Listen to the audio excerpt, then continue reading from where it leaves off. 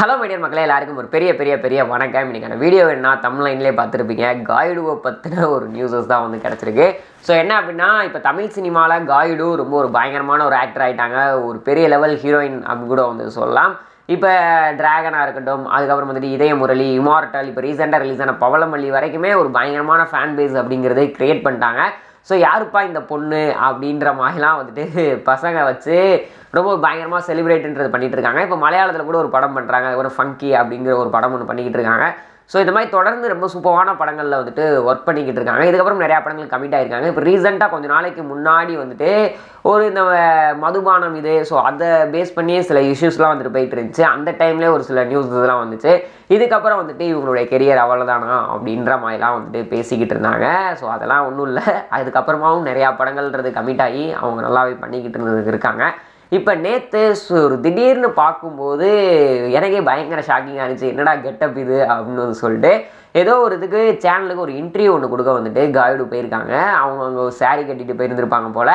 அந்த இன்டர்வியூவில் எடுத்த ஒரு ஃபோட்டோ ஒன்று இப்போ பயங்கரமாக ட்ரெண்ட் ஆகிட்டு இருக்கு. என்ன அப்படின்னா, ஒரு மாதிரி பாய் கட்டிங் ஒன்று பண்ணிவிட்டு நம்ம காயுடு வந்து உட்காந்து இன்டர்வியூ கொடுக்குற மாதிரி வந்து இருந்துச்சு. ஸோ பார்த்தோன்னே எனக்கு பயங்கர ஷாக்கிங்காக இருந்துச்சு.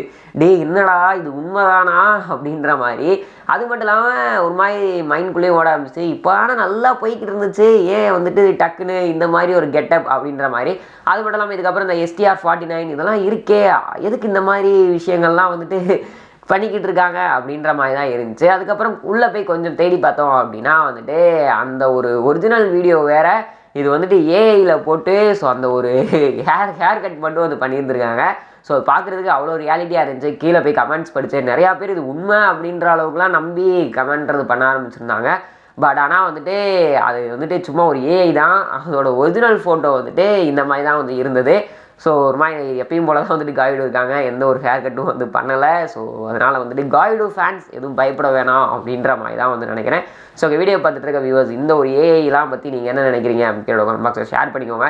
இது போன்ற சுவாரஸ்யமான சினிமா நியூஸ் அண்ட் அப்டேட்ஸ் நிறைய பார்க்க தெரிஞ்சுக்க நம்ம சேனலை மறக்காம சப்ஸ்கிரைப் பண்ணி கூட இந்த பெல் ஐக்கனை கிளிக் பண்ணிக்கோங்க. அப்போ தான் நான் போகிற வீடியோஸ் வந்து உடனுக்குடனே நோட்டிஃபிகேஷனாக வரும். Tata bye bye.